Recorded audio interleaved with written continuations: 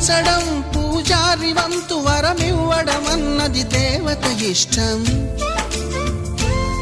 ప్రేమించడం ప్రేమికుడి వంతు కరుణించడం అన్నది ప్రేయసి ఇష్టం.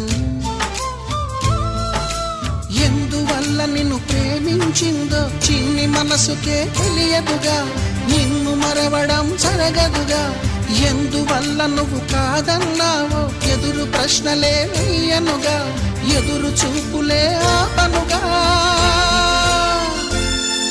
ఏనాటికో ఒకనాటికి నీ ప్రేమ సాధిస్తా. నిన్ను చూడాలని ఉన్నా,